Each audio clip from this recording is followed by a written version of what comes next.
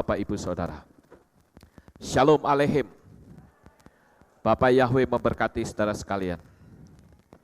Baik, saudara-saudara, mari kita akan mulai renungan kita pada malam hari ini. Hari ini adalah tanggal 17 Agustus. Dan hari ini bertepatan dengan Hari Proklamasi Kemerdekaan Indonesia yang ke-69. Saudara yang terkasih, angka 69 adalah angka yang cukup besar sebetulnya, artinya sudah 69 tahun negara Indonesia ini merdeka. Sebelumnya negara ini dijajah oleh para penjajah ratusan tahun lamanya. Sampai akhirnya tahun 1945 negara Indonesia merdeka. Nah, Bapak Ibu yang terkasih, dengan demikian maka berarti negara ini sudah betul-betul bebas dari penjajah. Lalu, apakah dengan bebasnya negara Indonesia berarti kita mau bertindak semau kita sendiri? Saya rasa tidak, saudara. Merdeka itu bukan berarti tanpa aturan. Merdeka itu tetap masih berjuang. Artinya, kalau dulu orang berjuang supaya merdeka, maka setelah merdeka kita tetap berjuang. Berjuang memerangi segala sesuatu yang merongrong negara dan bangsa ini. Jadi perjuangan itu belum selesai, sekalipun negara ini sudah merdeka. Kita tentu melihat dalam sejarah pada tahun 65, negara ini kembali dirongrong. Negara ini kembali dirusui dengan munculnya Partai Komunis Indonesia. Dan partai ini pun berhasil dilibas dari muka bumi Indonesia. Tetapi apakah dengan disingkirkannya Partai Komunis Indonesia ini, Indonesia sudah betul-betul bebas? Ternyata tidak, saudara. Ada satu hal yang juga mengerikan yang terjadi, yaitu berkuasanya para koruptor di Indonesia. Kalau begitu, baik PKI maupun koruptor adalah orang-orang yang berusaha untuk mengubah Undang-Undang Dasar 45, dan dia berusaha untuk menegakkan keadilan seenak perutnya sendiri. Bapak Ibu Saudaraku yang terkasih, sama seperti kita dahulu adalah orang yang dijajah oleh dosa. Manusia tidak bisa melepaskan diri dari penjajahan tersebut. Tidak ada satupun manusia yang bisa menang. Tetapi kemudian Yesua datang ke dunia ini dan memerdekakan kita. Tetapi apakah setelah Yesua memerdekakan kita, lalu kita berbuat semau-mau kita sendiri? Saya rasa tidak. Sama seperti Indonesia, sekalipun kita sudah merdeka, sekalipun kita sudah menang, tetapi kita harus tetap punya aturan di Indonesia. Ada undang-undang dasar, undang-undang dasarnya tahun 1945. Kenapa kok tidak 2014 saja? Tiap presiden ganti undang-undangnya. Kenapa kok tidak seperti itu? Nah, undang-undang dasar itu yang disebut dengan Torah.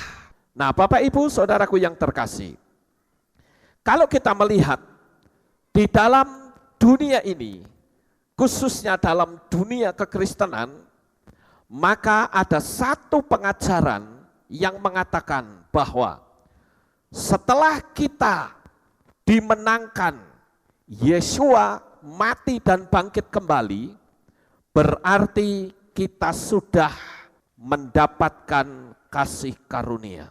Karena kita sudah mendapatkan kasih karunia, maka dengan demikian Torah dinyatakan tidak berlaku. Torah tidak bisa kita pakai lagi, sebab Torah itu artinya hukuman, sedangkan kita sudah mendapatkan kasih karunia. Tetapi saudara, saya perlu tegaskan pada malam hari ini, bahwa kasih karunia dan Torah itu adalah dua sisi yang tidak bisa dipisahkan. Kasih karunia juga hubungan antar manusia. Kalau kita melihat di gambar ini saudara, maka di sini kita menemukan bagaimana Moshe atau Musa membawa dua loh batu yang berisi 10 perintah Elohim. Dan 10 perintah Elohim atau yang dikenal dengan Torah itu memiliki dua sisi. Dari aturan pertama sampai keempat itu adalah aturan antara manusia dengan Tuhan. Sementara kelima sampai ke-10 adalah peraturan antar sesama manusia. Dan ini tidak bisa dipisah-pisahkan saudara. Maka saya mengatakan, jikalau ada orang yang memiliki prinsip bahwa kasih karunia itu selesai semuanya, saya katakan manusia tidak mungkin selamat. Kenapa? Karena konsep hukum kasih karunia itu selalu berkata demikian saudara, bahwa setelah Yesus mati, Torah tidak berlaku. Kalau dulu orang berjuang memperoleh selamat itu melalui Torah. Tanpa Torah orang tidak mungkin selamat. Tetapi Yesus turun. Setelah turun kita mendapatkan anugerah, kita mendapatkan keselamatan bukan karena Torah, tetapi karena Yeshua HaMasiah. Dan saya katakan pola yang seperti ini jelas keliru saudara. Kenapa? Karena sekalipun kita sudah dimerdekakan oleh Yeshua, sekalipun kita sudah dimenangkan, kita sudah mendapatkan kasih karunia, keselamatan, tetapi tetap Torah harus dilaksanakan. Nah inilah perbedaannya saudara. Sekali lagi, kalau dipertanyakan di mana perbedaannya? Perbedaannya adalah para penganut faham kasih karunia itu menolak Torah. Dalihnya adalah Torah tidak menyelamatkan karena tidak ada yang mampu. Memang orang Yahudi tidak satupun yang mampu melaksanakan Torah, hanya Yeshua saja. Tetapi yang jadi pertanyaan, apakah orang sebelum Yeshua mati semua masuk neraka? Tidak saudara. Oleh karena itu kita harus tahu bahwa pola menolak Torah sebetulnya adalah pola Helenisme, pola Yunani, pola antisemitik. Oleh karena itu pada malam hari ini kita harus tahu bahwa pola Ibrani akan berkata, tanpa Torah tidak ada kasih karunia. Jadi orang yang sudah mendapat kasih karunia harus tetap melaksanakan Torah. Kalau orang tetap ngayel tidak bisa. Baik, you tidak perlu Torah. Sekarang saya mau tanya, kamu sama orang tua menghormati atau tidak? Pasti jawabnya apa? Menghormati. Loh, itu kan Torah. Karena Torah berkata, hormatilah ayah dan ibumu. Ayah dan ibumu. Tetapi kenapa kok kamu tadi bilang Torah tidak berlaku? Kalau Anda mengatakan Torah tidak berlaku, bagaimana kalau kita mencuri? Baik atau tidak? Mereka pasti akan menjawab tidak baik. Jadi ya jangan mencuri. Loh, itu kan Torah. Dalam Torah dikatakan jangan mencuri. Kalau membunuh boleh atau tidak? Tidak. Loh, itu kan Torah. Anda mengatakan tidak perlu Torah. Lah ini bagaimana saudara? Ini jadi simpang siur, bikin orang bingung. Inilah pola Helenisasi, pola Yunani saudara. Lalu yang jadi pertanyaan adalah, Siapa sebetulnya yang menjadi biang keladi semua ini?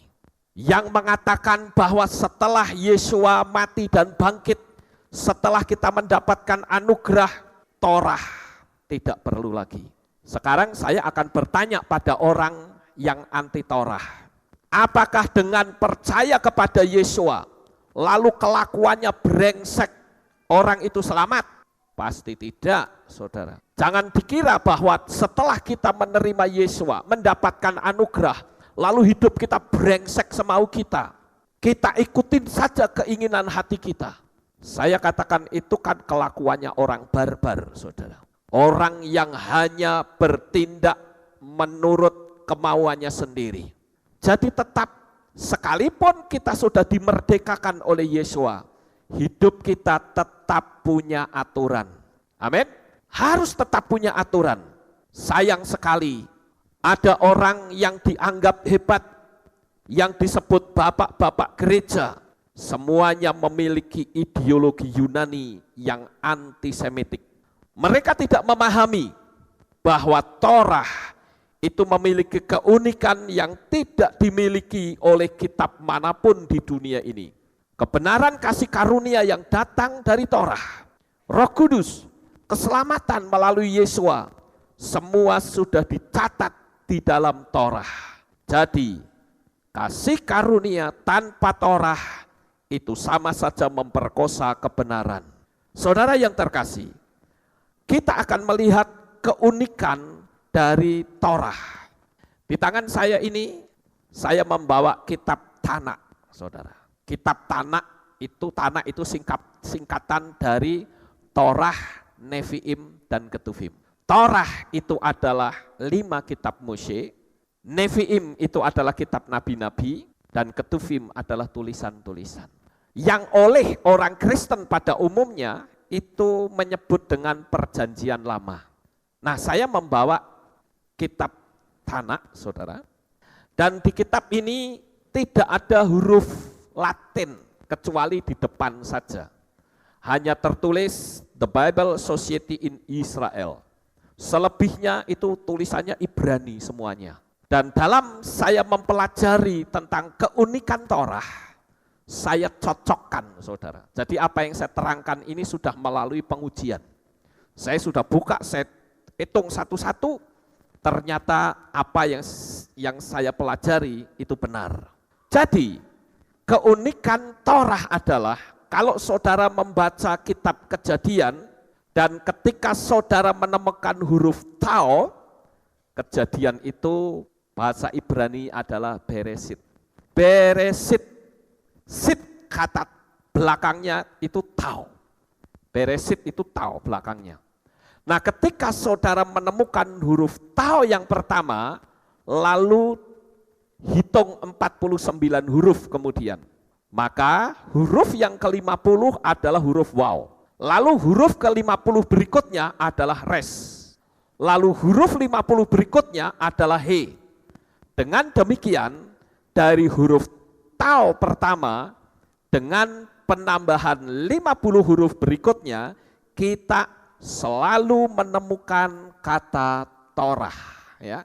Kita menemukan kata Torah, ya ini Tau, Waw, Res, dan He. Kita menemukan kata Torah. Itu baru kitab Beresit saja, saudara. Kemudian kita membaca di dalam kitab Shemot atau kitab Keluaran. Di dalam kitab Keluaran kita akan temukan hal yang serupa. Lalu yang menjadi pertanyaan, apakah ini sebuah kebetulan? Saya yakin tidak. Namun saudara, setelah kita membaca kitab Beresit, Shemot, kemudian kitab yang ketiga yaitu Wayikra atau Imamat, maka di dalam kitab Imamat kita tidak menemukan pola seperti itu. Tapi pada kitab keempat yaitu kitab Bilangan atau Bemidbar, kita akan menemukan bahwa setiap interval 49 diperoleh kata Torah yang terbaca terbalik. Begitu juga dengan yang berikutnya, buku kelima, yaitu kitab Ulangan atau Tefarim. Namun di dalam hal ini saudara-saudara, dalam kitab Tefarim tersebut interval dimulai pada ayat kelima, bukan ayat pertama. Kenapa? Kenapa harus ayat kelima? Karena ternyata menurut buku Talmud, kitab Ulangan itu dimulai pada ayat yang kelima, di mana tertulis di seberang sungai Yordan di tanah Moab, mulailah Moshe menguraikan Torah ini katanya, bla bla bla dan sebagainya saudara. Dan pada kitab ketiga atau kitab Wayikra yang di tengah-tengahnya dari 5 buku, tidak ditemukan seperti di atas. Tetapi jika saudara menemukan huruf Yod pertama dan dihitung huruf ke-7, maka akan muncul nama Yahweh. Jadi dari penerangan saya ini, saudara-saudara, saya akan memberikan ringkasannya sebagai berikut. Saudara perhatikan, ini kitab Bereshit, Shemot, Wayikra, dan seterusnya ya. Nah dalam kitab bilangan ini, perhitungannya 49 menemukan kata Torah. Kemudian yang ini juga sama, Torah. Kemudian di kitab ini nggak ada kata Torah, tapi ketemunya Yahweh. Yang di sini ada kata Torah juga, tetapi kebalik, saudara. Yang di sini juga kebalik, jadi seperti ini, Torah, Torah, Yahweh, Torah, Torah. Yang jadi pertanyaan adalah, apakah ini sebuah kebetulan? Saya yakin tidak. Dan kitab Torah adalah satu-satunya kitab yang sampai detik ini tidak ada versi yang kedua. Kalau saudara melihat kitab Perjanjian Baru atau Brit Hadasa, maka Perjanjian Baru yang diterjemahkan ke dalam bahasa Yunani saja itu sudah ada kurang lebih sekitar 5.578. Jadi sangat banyak sekali, ribuan terjemahan, itu baru Yunani saja. Belum lagi kalau diterjemahkan dalam bahasa Inggris, bahasa Indonesia, LAI, wah banyak sekali saudara. Tapi satu-satunya kitab yang tidak ada versi yang kedua adalah Torah. Saudara tahu orang yang menulis Torah itu disebut sophering. Seorang sopher, dia ketika menulis, dia akan menggunakan tangan, saudara. Dan dia tulis dari huruf satu ke huruf yang lain, satu-satu dengan teliti. Apabila sudah hampir selesai, ternyata dia nulis mungkin ngantuk atau apa, sehingga tulisannya kecelonteng sedikit, maka tulisan yang salah itu harus dibuang semua. Jadi semua tulisan yang sudah ribuan huruf itu harus dibuang. Kertas itu akan digulung dan dikubur, saudara. Dan seorang sofer, ketika dia menulis Torah dan menemukan kata Yahweh atau Yod-He-Waw-He, dia akan mencuci tangan, membasuh diri, baru dia tulis. Setelah dia menulis sebuah kata juga, dia akan berhenti dan merenungkannya. Makanya Torah yang ditulis dengan tangan, yang disebut dengan Torah kosher, itu mahalnya luar biasa. Oleh karena itulah saya mengatakan bahwa Torah sampai hari ini itu tidak pernah berubah satu huruf pun. Luar biasa keunikannya, saudara. Sekarang mari kita akan memperhatikan iman dari bangsa Israel. Kita akan membaca di dalam kitab Devarim atau kitab Ulangan pasal 6 ayat yang kelima. Ini kita lihat keunikan dari Torah, saudara. Ulangan pasal 6 ayat 5. Kasihilah Yahweh Elohimu dengan segenap hatimu dan dengan segenap jiwamu dan dengan segenap kekuatanmu. Kasihilah Yahweh dengan segenap. Saudara perhatikan berulang kali kata segenap, segenap, segenap. Yesua juga menyatakan seperti itu. Bahkan ketika Yesua mengajarkan doa Bapa kami, dikatakan Abenu Seba Shamayim, Bapa kami yang ada di Shamayim. Saudara yang terkasih, Yesua pun dalam mengajarkan doanya selalu mengarah kepada Bapa. Nah sekarang coba kita akan melihat permainan kata yang ada di dalam Torah. Kata Bapa, saudara-saudara, itu ditulis dengan huruf alef dan bet. Af itu Bapa, ab itu Bapa, ya. Aba itu kan Bapa, ya. Kemudian kata he, huruf he ini artinya mengungkapkan atau menyingkapkan. Sedangkan kata kasih atau cinta, tadi kan dikatakan kasihilah Yahweh Elohimmu. Kata kasih itu dalam bahasa Ibrani adalah ohev. Aku cinta kamu. Ani ohev ota. Ya, kita harus ingat itu. Kata ohev itu artinya cinta. Nah di dalam kitab Torah itu diawali dengan huruf bet. Beresit, ya, bet, res, alef, shin, yotau. Membacanya beresit. Beresit artinya pada mulanya. Kemudian kata terakhir dalam kitab Torah adalah Yisrael, yaitu lamet, ya. Yod, shin, res, alef, lamet. Yisrael. Ini kata terakhir. Jadi huruf pertama Torah itu bet, huruf terakhir huruf lamet. Nah kalau huruf bet dan huruf lamet ini digabung, kita akan menemukan kata hati, saudara. Ini lamet dan bet digabung akan berbunyi lev, yang artinya hati. Jadi di sini kita menemukan kata cinta. Jadi benar-benar untuk mengungkapkan hati Bapa. Artinya apa saudara? Artinya Torah itu adalah hati Bapa sendiri. Bagaimana mungkin Torah itu dibuang? Dia hati Bapa kok. Ya. Nah saudaraku yang terkasih, jika kita mengambil huruf terakhir dari Torah dan huruf pertama dari Torah dan menempatkan mereka bersama-sama, kita menemukan kata hati, ya. Lev. Ini tadi huruf pertama Torah apa? Beresit. Sedangkan huruf terakhirnya adalah Yisrael.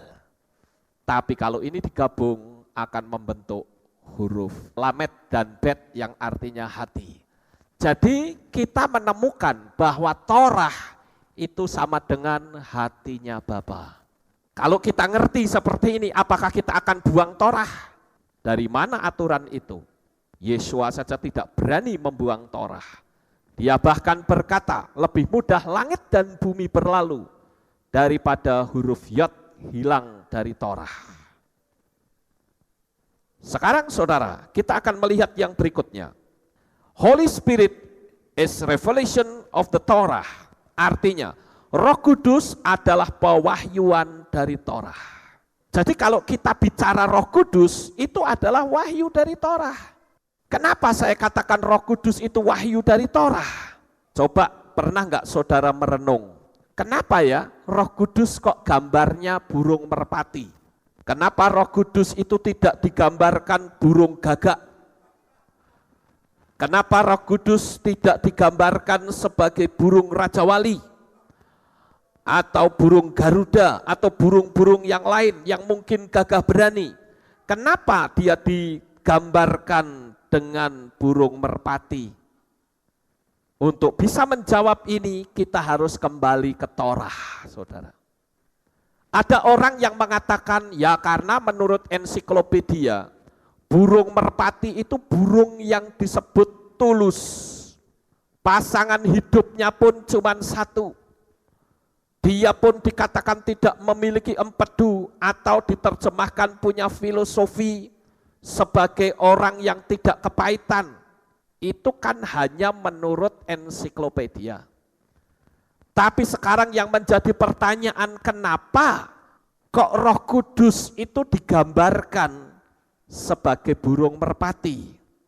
Nah, kalau kita melihat kembali ke Torah, kita akan tahu, saudara, bahwa ternyata burung merpati atau dove itu diterjemahkan dari bahasa Ibrani. Bahasa Ibrani ada 3 kata yang diterjemahkan dengan kata dove atau merpati. Yang pertama yaitu Tor, yang kedua adalah Yonah, dan yang ketiga adalah Yonim. Jadi 3 kata ini diterjemahkan ke dalam bahasa Inggris dengan dove, atau dalam bahasa Indonesia adalah merpati. Nah sekarang saudara, kalau saya katakan merpati, itu bahasa Ibraninya adalah Tor, dan huruf He adalah yang berarti menyingkapkan, jadi dapat dipahami bahwa Torah adalah wahyu dari Roh Kudus. Oleh karena itu, jika kita bicara tentang Roh Kudus, sebetulnya kita bicara tentang Tor atau dove yang adalah penuntun yang tidak nampak, seperti pada zaman Abraham di mana Torah belum ditulis. Ketika Torah belum ditulis, bukan berarti tidak ada Torah, tetapi ada ilham Roh Kudus. Kenapa Abraham bisa hidup sejalan dengan Torah, padahal Torah belum ditulis? Kenapa dikatakan Noah atau Nuh itu bisa disebut sebagai sahabat Elohim, padahal Torah belum ditulis? Itulah yang disebut dengan ilham roh. Ilham roh, roh siapa? Roh Tuhan yang disebut Roh Kudus. Makanya Yesua tidak menghapus Torah. Beda dengan kekristenan yang diprovokatori oleh bapak-bapak gereja yang pikirannya tercemar oleh Helenisasi. Jadi hari ini saudara, apabila ada orang yang mengatakan, awas hati-hati dengan pengagung Bapa Yahweh, jangan-jangan kita akan digiring kembali ke Torah. Banyak orang Kristen yang ketakutan. Tapi kalau saya memberitahu, ketika ada orang yang berkata, awas kamu akan digiring ke Torah, saudara harus menjawab, ya memang kita harus kembali ke Torah. Karena kalau tidak ke Torah, saya akan bertanya lagi, lalu Anda pakai peraturan yang mana? Jalan hidupnya itu yang seperti apa? Nah Bapak Ibu Saudara yang terkasih, disinilah kita melihat bahwa Torah itu sangat penting sekali bagi kita. Saya ambil contoh di dalam bayangan saat Indonesia merdeka. Kita ini dijajah ratusan tahun saudara, dan sekarang sudah merdeka 69 tahun. Tetapi jika pemimpin negara ini korupsi, yang jadi korban itu adalah rakyatnya, betul? Yang jadi korban rakyatnya. Rakyat akan miskin, sama seperti pendeta. Jikalau pendeta memanipulasi pola ideologi Yahudi, pasti jemaat miskin akan pengetahuan. Tidak heran jikalau jemaat itu diajak adu debat dengan orang dari agama lain yang berpegang kepada patokan kebenaran firman, dia pasti guling imannya saudara. Makanya jangan heran kalau saudara melihat ada majalah dari agama lain yang judulnya majalah Sabili, saudara akan menemukan di sana banyak kesaksian yang mengatakan mantan pendeta jadi mu'alaf. Kenapa? Karena dia minim pengetahuan pola Yahudi, saudara. Sehingga dia tidak memiliki kekuatan, tidak punya dasar sama sekali. Ketika dipepet dan orang itu mengatakan, tuh kitabmu ngomong seperti ini, kamu tidak melakukan, tapi nyimpang dari kitabmu. Untuk apa kamu tetap dalam dunia kekristenan? pasti guling, saudara. Tetapi kalau kita berpatokan dan berpegang kepada kebenaran firman Tuhan, kita tidak akan pernah bisa guling. Kenapa? Karena kitab suci kita, pola pandang Ibrani itu memiliki kekuatan yang sangat luar biasa. Nah, Bapak Ibu Saudaraku yang terkasih, sekali lagi kita harus tetap memegang firman Tuhan. Saya ambil contoh, Syafuot. Kenapa Syafuot di Sinai dan Syafuot di Yerusalem ada kemiripan, saudara? Kenapa saya katakan kemiripan? Syafuot di Sinai adalah Mose yang menerima 2 loh batu, yaitu Torah. Sedangkan Syafuot di Yerusalem yang simbolnya adalah Roh Kudus, itu disimbolkan api dan disimbolkan dengan burung merpati. Kenapa? Pencurahan Roh Kudus atau Syafuot di Yerusalem yang datang adalah Roh Kudus. Ini kan ada kaitannya, saudara. Karena Roh Kudus itu adalah yang menginspirasikan manusia, yang membimbing umat manusia di dunia ini. Oleh karena itu saya katakan, jangan kita bicara kasih karunia tanpa melibatkan Torah. Kalau kita bicara kasih karunia tetapi tidak melibatkan Torah, maka kita ada pada zona yang berbahaya. Sekarang pertanyaan saya, sampai di sini saudara paham? Bagus, puji Tuhan. Saya katakan bahwa antara Syafuot di Sinai dan di loteng Yerusalem itu memiliki kemiripan, saudara. Ada satu hal yang cukup menarik di sini, yaitu ketika Mose mendapatkan 2 loh batu, mendapatkan Torah, maka ada 3.000 orang mati. Ini bisa saudara membaca ya di kitab Shemot juga ketemu bahwa Mose mendapatkan Torah. Sementara di bawah orang-orang sedang mengeluh-elukan lembu emas, saudara. Sementara di loteng Yerusalem ada 3.000 orang diselamatkan. Ini ada paralel, saudara. Coba sekarang kita melihat kenapa kok 3.000 orang itu mati. Kita baca kitab Shemot pasal 20 ayat 3, kemudian kita gabung dengan Matius pasal 22 ayat 37 sampai 38. Kita akan baca terlebih dahulu Shemot 20 ayat 3. Keluaran 20 ayat 3. Jangan ada padamu ilah-ilah lain di hadapanku. Kalau kita melihat di situ, jangan ada padamu ilah lain di hadapanku. Itu adalah peraturan nomor berapa, saudara? Nomor 1. Betul? Nomor 1. Salah satu di antaranya adalah ketika kita tidak lagi memanggil nama sesembahan atau kekasih kita yang lama, karena kita menghormati aturan nomor 1. Di luar nama itu, ilah, tidak bisa. Kita harus menyembah kepada Tuhan yang benar, yaitu Yahweh. Sekarang kita baca Matius pasal 22 ayat 37. Dan Yeshua berkata kepadanya, kasihilah Yahweh Elohimmu dengan segenap hatimu, dan dengan segenap jiwamu, dan dengan segenap akal budimu. Inilah perintah yang pertama dan yang terbesar.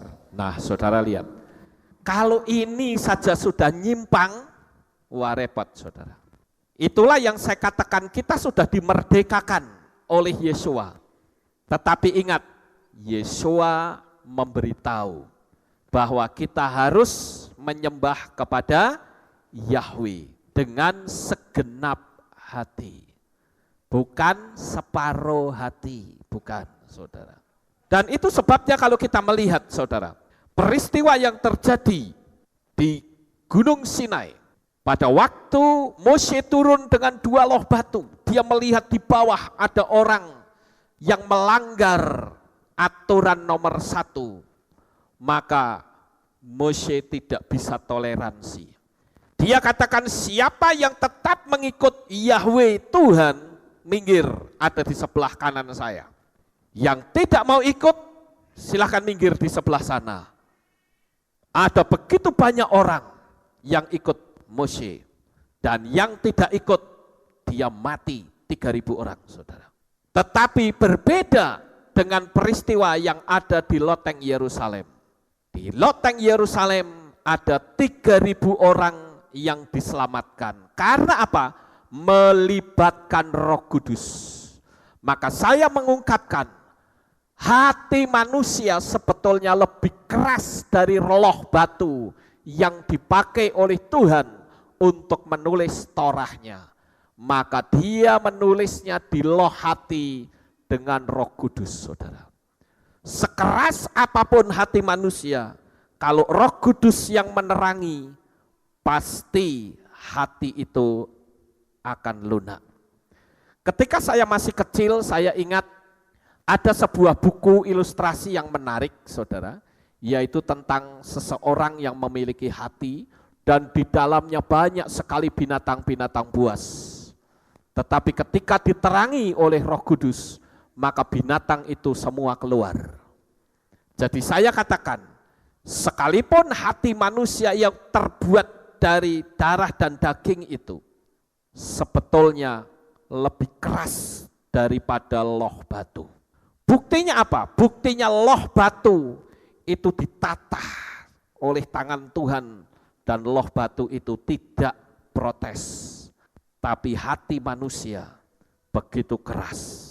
Sampai sekarang diberitahu berkali-kali tentang siapa nama Tuhan. Itu baru tentang nama loh, saudara. Belum lagi nanti masuk ke 7 hari raya, baptisan, pembaharuan, dan segala macam, lebih berat lagi. Tetapi ketika orang itu hatinya diterangi oleh Roh Kudus, diterangi oleh Tor atau merpati tadi, dan diberi ilham, ilham itu adalah jadi Torah, maka hati itu akan terbuka dengan lebar.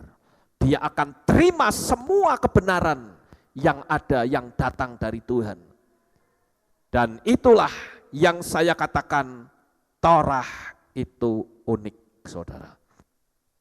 Nah, penggunaan interval atau jarak huruf satu dengan yang lain, tiap huruf tidak mengherankan kita. Makanya ada hari Sabat. Hari Sabat itu hari ke-7. 7 hari dalam seminggu, dan masih banyak lagi struktur yang kita dapat temui di dalam Torah. Kemudian bukan cuma angka 7, tetapi juga angka 50 memiliki beberapa arti dalam Yudaisme. Setiap tahun ke-50 itu disebut dengan tahun Yobel.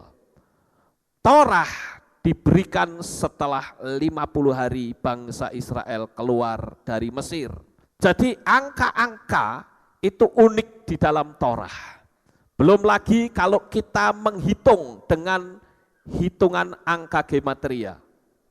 Saya tidak akan ajarkan karena saya sudah mengajarkannya beberapa waktu yang lalu. Nah, sekarang saudara yang terkasih, kalau ada ungkapan bahwa Torah tidak berlaku, sekarang mari kita melihat bagaimana Yesua ketika dia hidup di dalam dunia ini. Yesua itu menyuruh untuk melakukan Torah. Coba kita akan baca ayat-ayatnya. Dan sekali lagi, Yesua itu tidak membuat agama baru.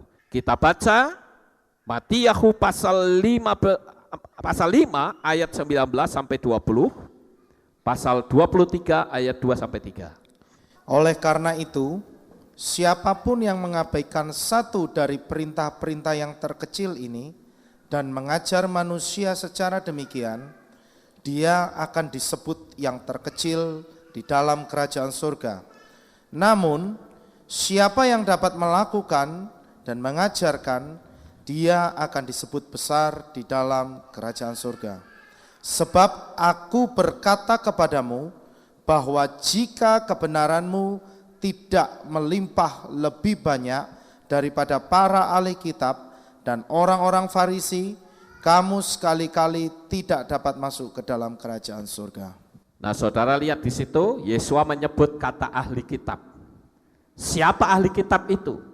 Tidak lain adalah ahli Torah, saudara. Itu sebabnya kenapa saya katakan bahwa Yesua itu tidak menghapus Torah, karena dia adalah guru Torah, saudara. Jikalau saudara membaca di dalam kitab Yohanan pasal 13 ayat 13, coba kita baca sejenak. Ayat ini mengalami distorsi bahasa, saudara. Coba kita lihat. Yohanan 13 ayat 13. Kamu memanggil aku guru dan Tuhan, dan kamu berkata benar, sebab akulah dia. Nah, di situ dikatakan kamu menyebut aku guru dan Tuhan, kamu benar bahwa akulah dia. Tapi ayat ini mengalami distorsi bahasa. Sebab di situ dikatakan engkau menyebut aku guru. Lah guru itu guru apa? Bisa saja guru matematika, itu guru. Bisa saja guru silat, itu juga guru. Bisa saja guru tari, itu juga guru, saudara. Ada banyak guru di dunia ini. Tapi kalau saudara membaca teks ini dalam bahasa Ibrani, maka kata guru ditulis dengan kata moreh. Moreh itu artinya guru Torah yang suka dipanggil rabi.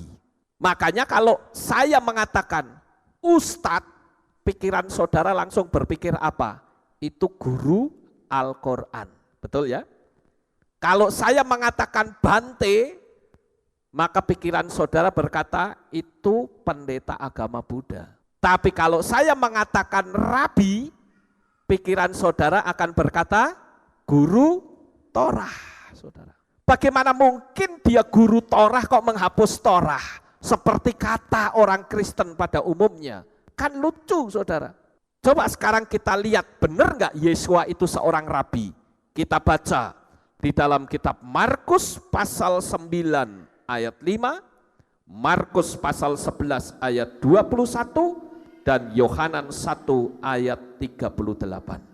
Dan seraya menanggapi, Petrus berkata kepada Yesua, Rabi, baiklah kita tetap berada di sini, dan kami akan mendirikan 3 kemah, 1 untuk engkau, dan 1 untuk Musa, dan 1 untuk Elia.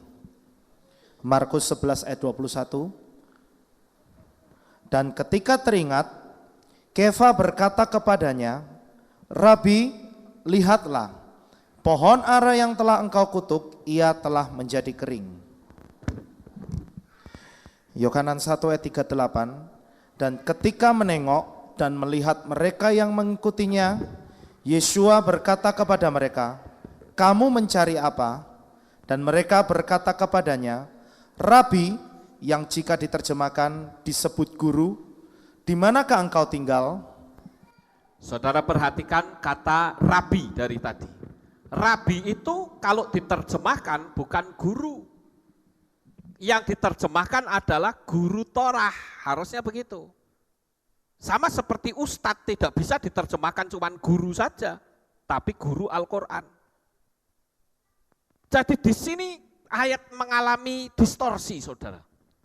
Sehingga orang tidak menganggap penting bahwa sebetulnya Yesua itu adalah guru Torah. Jadi tidak mungkin dia seorang guru Torah menghapus Torah, tidak mungkin, saudara. Oleh karena itu, kita harus tahu ada satu pernyataan yang luar biasa dari muridnya yang lain yang bernama Nathanael. Kita akan lihat bagaimana pernyataan Nathanael tentang Yesua di dalam Yohanan 1 ayat 49. Nathanael menjawab dan berkata kepadanya, Rabi, engkau adalah putra Elohim, engkau adalah Raja Israel. Pernyataan ini sangat luar biasa. Seorang murid yang bernama Nathanael, dia mengatakan bahwa Yesua itu adalah seorang rabi atau guru Torah, dia juga putra Elohim, dan dia Raja Israel. Wah, itu luar biasa. Karena Yesua kalau kita lihat urut-urutannya, dia adalah keturunan Raja Daud, saudara.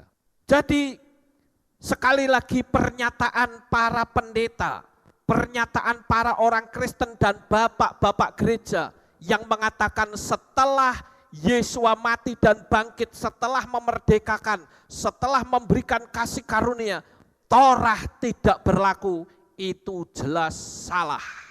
Saudaraku yang terkasih, kita melihat cara peribadatan pengikut Yesua dulu jauh berbeda dengan orang-orang Kristen. Jemaat mula-mula adalah jemaat di Yerusalem yang dipimpin oleh Rasul Yakub Hasadik, kemudian Simon Kefa dan Yohanan sebagai soko guru jemaat. Itu ada ayat-ayatnya, saya rasa untuk ini kita tidak usah membacanya. Ya, Galatia 2 ayat 9, Maases Lihim atau Kisah Rasul pasal 21 ayat 18 sampai 26. Dan kita melihat saudara, bahwa Paulus yang katanya ayatnya sering dipakai oleh para bapak-bapak gereja untuk menyatakan bahwa Paulus itu mengatakan sejak matinya Yesua Torah tidak berlaku lagi. Sekarang kita baca perimbangannya. Jadi jangan membaca yang salah, saudara. Kita baca di dalam kitab Roma pasal 3 ayat 31, pasal 7 ayat 7 dan 12. Dengan demikian, apakah kami meniadakan Torah melalui iman? Tidaklah mungkin, sebaliknya kami meneguhkan Taurat. Lalu kita akan mengatakan apa? Apakah Taurat itu dosa? Tidaklah mungkin, sebaliknya aku tidak mengenal dosa kecuali melalui Taurat. Sebab aku juga tidak mengetahui keinginan, kecuali Taurat mengatakan jangan mengingini. Ayat yang ke-12, demikianlah sesungguhnya Taurat itu kudus dan perintah itu pun kudus dan adil dan baik. Nah, di situ berkali-kali bahwa Paulus itu mengatakan apakah aku membatalkan Torah, sekali-kali tidak. Jadi kalau Paulus mengatakan melalui Torah aku mengenal dosa, itu bukan berarti Torahnya yang salah. Tapi dianya yang ngerti bahwa dosa itu karena ada Torah. Kalau tidak ada Torah, ya nggak ngerti kalau dirinya berdosa. Saya ambil contoh misalnya. Kalau saudara sekolah, saudara bisa saja sekolah sambil ngerokok, nggak apa-apa. Saudara anggap itu nggak masalah. Saudara sekolah tapi datangnya telat-telat semau gue, nggak apa-apa karena mungkin itu saudara anggap nggak apa-apa. Saya yang penting kan datang. Tapi begitu tata tertib dimunculkan, ada aturan, ada Torah dimunculkan, sekolah tidak boleh merokok. Sekolah tidak boleh telat, ya. Nah di situ baru kita tahu. Oh kalau ngerokok, kalau sekolah datang telat itu salah karena ada peraturan. Begitu juga Paulus. Paulus tidak ngerti kalau dirinya itu berdosa. Tapi dengan adanya Torah dia tahu, oh jebule kalau saya melakukan ini itu salah. Itulah yang dimaksud dengan Paulus berkata, aku mengenal dosa karena Torah. Paham saudara-saudara? Jadi jangan sampai saudara berpikir bahwa Torah yang membuat manusia itu berdosa, salah. Justru Torah mengatur supaya manusia itu tidak berdosa. Dan melalui Torah akhirnya manusia ngerti, oh jebule kalau saya begini tidak boleh, saya begitu tidak boleh. Ya. Dan di sini kita perlu tahu saudara, memang Rabi Shaul atau Rasul Paulus ini adalah seorang rasul yang bahasanya sangat tinggi, berbeda dengan Kefa. Kalau saya mempelajari Kefa itu adalah bukan cuma nelayan, dia anggota Sikari saudara, atau pembunuh bayaran. Dan ini memang tidak tersingkap dalam dunia Kristen, tapi saya mempelajari ketika saya mempelajari hal yang lain. Bahwa Kefa itu sebelum dia mengikut Yesua, dia bukan cuma sebagai nelayan, tapi dia pembunuh bayaran. Buktinya mana? Buktinya setelah ikut Yesua saja masih bawa golok. Ikut Yesua satu-satunya murid yang paling berangasan itu Kefa, saudara. Orang yang paling vokal dan berani itu Kefa. Jadi kalau saya mendengar pengajaran bahwa Kefa itu adalah anggota Sikari atau seorang pembunuh bayaran, saya berpikir masuk akal. Bayangkan ada waktu Yesua ditangkap oleh tentara loh. Tentara aja diajak berantem kok saudara. Dia ambil golok ditetak telinganya, tak gitu. Ya, telinganya Malkus sampai copot telinganya saudara. Ya. Dan apa yang terjadi ketika Yesua melihat bahwa telinga Malkus copot, diambil telinganya. Diambil mungkin didamoni, tempel ke lagi, plek gitu saudara. Itu membuktikan bahwa Kefa itu adalah orang yang dari kalangan rendah, sehingga bahasanya enak. Beda dengan Rabi Shaul, dia bahasanya tinggi, makanya Petrus atau Rasul Kefa itu mengingatkan, kalau membaca suratnya Paulus, hati-hati. Kalau kamu tidak paham, bisa salah pengertian. Coba kita baca nasihatnya Rasul Kefa. 2 Kefa 3 ayat 15-16. 2 Kefa 3 ayat 15-16. Dan anggaplah kesabaran Tuhan kita itu sebagai keselamatan. Sebagaimana pula Paulus, saudara kita yang terkasih, telah menuliskannya kepadamu sesuai dengan hikmat yang telah diberikan kepadanya.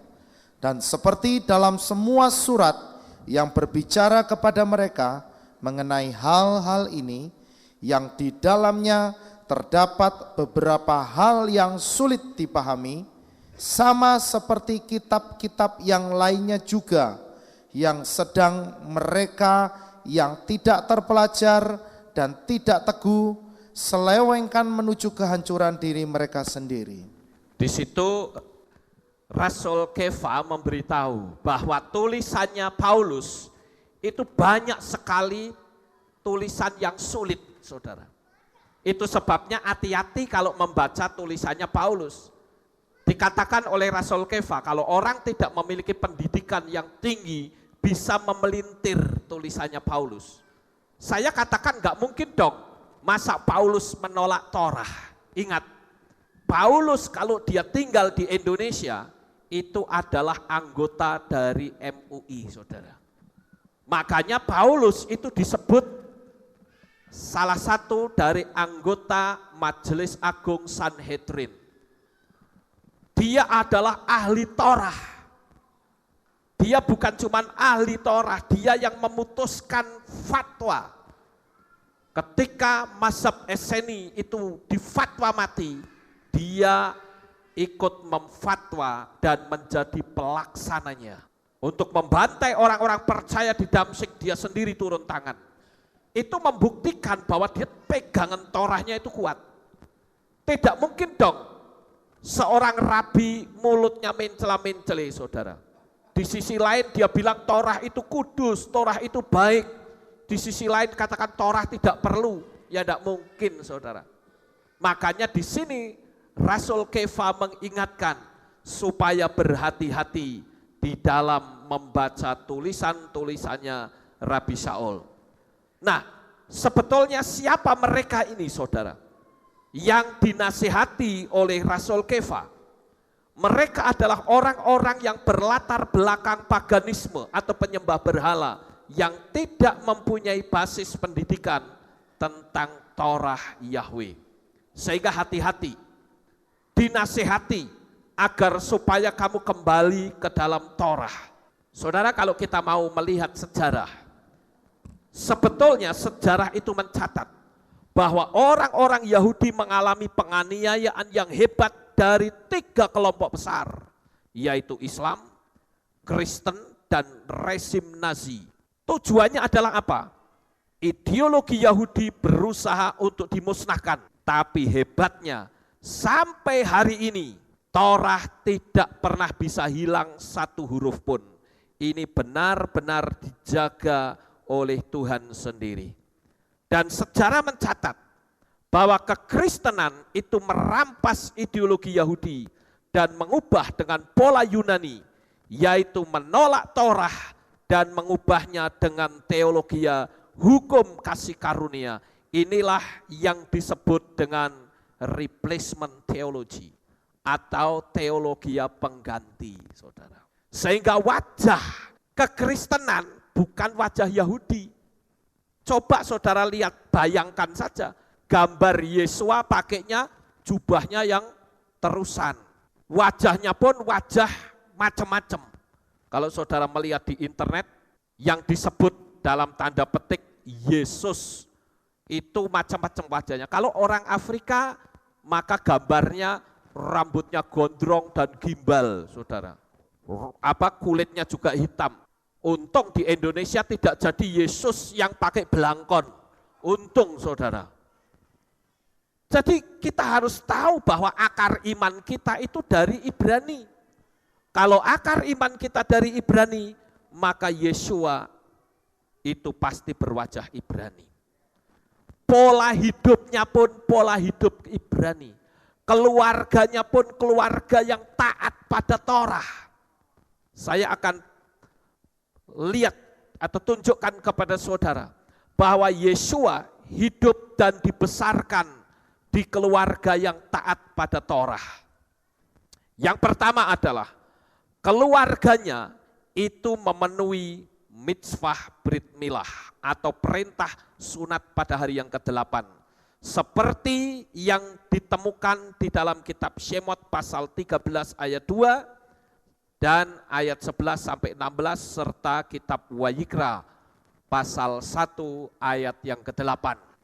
Jadi ketika Yesua itu lahir, keluarganya pun melaksanakan seperti apa yang Torah katakan. Yaitu apa? Menyunat anaknya pada hari yang ke-8. Dan persis pada hari ke-8 di mana Yesua disunat, itu adalah hari yang disebut dengan Simkat Torah atau sukacita Torah, dan itu persis pada penutupan Sukot atau hari raya Pondok Daun. Jadi kalau diundurkan 8 hari, maka Yesua itu lahir persis tanggal 15 bulan Tisri, saudara. Jadi sangat jelas sekali, bukan lahir tanggal 25 Desember. Yang lahir tanggal 25 Desember itu kan dewa-dewa. Saya sudah terangkan pada minggu yang lalu. Ya. Dan yang kedua, saudara-saudara, kita melihat bahwa Imam Simeon itu tidak mungkin memberkati keluarga yang tidak taat pada Torah. Inilah satu fakta bahwa sebagai sebuah keluarga, Yusuf dan Maria berhati-hati untuk memenuhi semua mitzvot dari Torah. Mengenai kelahiran, periode pembersihan ritual, Brit Milah, dan pengorbanan untuk anak yang baru lahir mereka. Makanya kalau saudara melihat, ini Imam Simeon yang akan memberkati Yesua pada waktu bayi, kedua orang tuanya dia membawa burung sebagai persembahan. Ini melaksanakan Torah, saudara. Jadi Yesua itu dibesarkan di keluarga yang taat pada Torah. Yesua pun dari kecil dididik Torah. Jadi aneh sekali kalau orang Kristen mengatakan Torah tidak berlaku. Ini sangat mengerikan, saudara-saudara. Dan yang berikutnya adalah kita melihat Yesua sedang berdiskusi tentang Torah dengan para rabi. Tidak tanggung-tanggung. Yesua pada waktu itu masih remaja.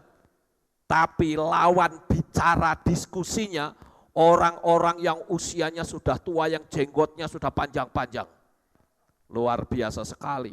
Dan di sini kita bisa melihat, saudara, bagaimana atau seberapa dalam pengetahuan Yesua tentang seluruh aspek dari Torah. Enggak tanggung-tanggung dia berdialog tentang Torah kepada para rabi-rabi senior. Memang tidak ditulis di situ nama rabi-rabinya. Karena pada waktu itu ada 3 rabi yang cukup terkenal pada zaman Yesua, yaitu Rabi Hillel, Rabi Shammai, dan Rabi Gamaliel. Ada 3 orang. Dan dia diskusi tidak tanggung-tanggung selama 3 hari loh saudara. Hebat sekali ini Yesua. Kalau Yesua tidak pinter Torah, kelabaan dia menghadapi orang-orang tua yang ahli Torah, saudara. Jadi di sini kita sudah tahu jelas bahwa Yesua itu hidup di sebuah lingkungan yang taat kepada Torah. Dan kesimpulannya sekarang adalah, sekalipun kita sudah mendapatkan kasih karunia melalui Yesua, bukan berarti meninggalkan Torah. Karena yang bersangkutan atau Yesua sendiri tidak pernah menyuruh. Sekarang saya akan bertanya kepada saudara. Pada waktu Yesua disalib, apa kata-kata terakhir ketika dia disalib? Dia katakan, Torah batal, ngek, mati gitu. Seperti itu enggak kira-kira? Tidak. Kata-kata terakhirnya adalah sudah genap. Kata sudah genap artinya dialah satu-satunya orang yang mampu menggenapi seluruh peraturan Torah yang jumlahnya 613. Satu-satunya dia. Dan yang disebut anugerah itu artinya apa? Yang disebut kasih karunia itu artinya apa? Artinya adalah kita yang tadinya tidak mendapatkan keselamatan, kita mendapatkan anugerah keselamatan. Kita yang tidak mampu melaksanakan seluruh aturan Torah, kita dibenarkan karena Yesua menjadi wakil dari kita semua. Amin. Itu yang disebut dengan sempurna, sudah selesai. Makanya saya mengatakan bahwa Torah itu ibarat tata tertib, saudara. Saya ambil satu contoh ilustrasi ini sekali lagi agar saudara jelas bahwa inilah Torah. Contoh ya tata tertib, kalau murid anak TK biasanya ada begini. Murid harus datang 15 menit sebelum jam belajar dimulai. Berbaris dulu sebelum masuk kelas. Memberi salam pada guru. Berdoa sebelum pelajaran dimulai. Wali murid dilarang menunggu di dalam kelas. Dilarang makan waktu pelajaran. Dilarang bicara sendiri atau bermain sendiri di waktu pelajaran. Murid pakai seragam yang telah ditentukan. Berdoa dulu sebelum pulang dan memberi salam pada guru.